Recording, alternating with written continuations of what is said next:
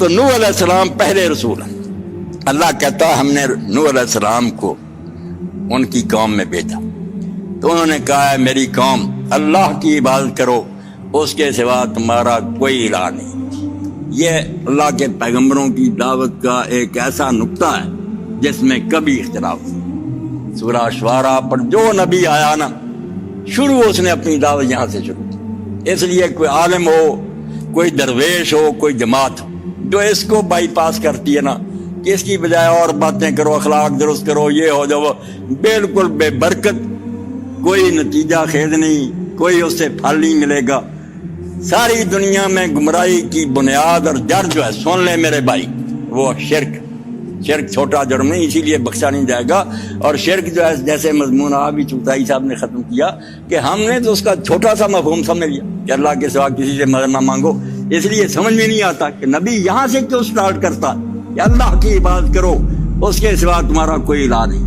دو ہی باتیں اس کی ہوتی ہیں ہر صورت میں.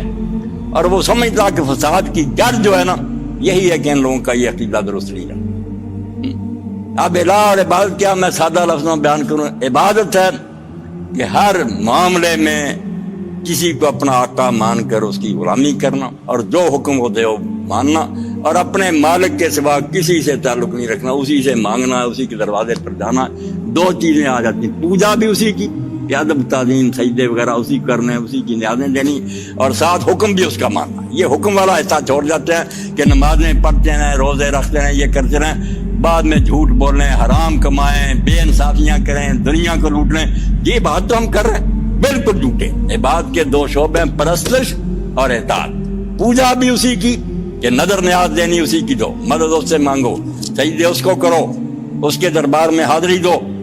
مگر اس کے مقابلے میں لوگ اور آستانے اور دربار بنا لیتے ہیں، وہاں جاتے ہیں، چڑھاوے چڑھاتے ہیں، مددیں مانگتے ہیں. پوجا میں بھی شرک شروع کر دیتے ہیں اور اطاعت میں بھی شرک شروع کرتے ہیں. اطاعت میں پہلے اپنا نفس ہی آ جاتا، میں اپنی مرضی کرتا ہوں، میں غلامی سے ادھر نکل گیا، میں نے تو خود مختاری کا دعویٰ کر لیا. اگر کہتا ہوں برادری یہ کہتی ہے، معاشرہ کہتا ہے، حکومت کہتی ہے، تو ان کی عبادت کرنے لگا، اللہ کی عبادت تو ختم ہوگی. اس لیے پیغمبر کہتا پہلا کلہاڑا جو ہے نا اس پر چلے گا کہ اللہ کے سوا تمہارا کوئی حاکم نہیں. الہ کے دونوں معنی، نہ پوجا کے لائق ہے کوئی، نہ حکم ماننے کے لائق. تو اللہ کے پیغمبر جب اس کو درست کر دیتے ہیں، ساری لائن کلیئر ہو جاتی ہے، انجن پٹری پر چلنے لگتا. ورنہ جب تک شرک کا کوئی جرثومہ دماغ میں موجود ہے نا، بھائی آپ اس کو قیامت کا بیان کریں، جو مرضی رہے، وہ کہے گا یار یہ کیا باتیں کر رہے ہیں. میرے چھڑانے والے بہت ہیں، بزرگوں کا میں عقید مند ہوں.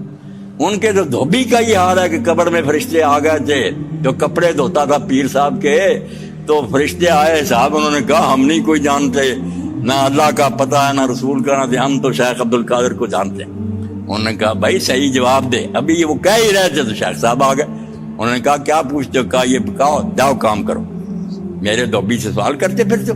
تو جب گئے انہوں نے کہا اللہ میاں اس نے تو حساب ہی نہیں لینے دیا. تو اللہ میاں نے کہا صرف یہی کہا تھا کہ یہاں سے چلے جاؤ، یا کہہ دیا تھا پھر کبھی زمین پر آنا ہی نہیں. کہا یہ نہیں کہا پھر بھی شکر ہے کہ محکمہ کیمرہ کیا بتلا کتا نعرہ غوثیہ یا غوث آپ.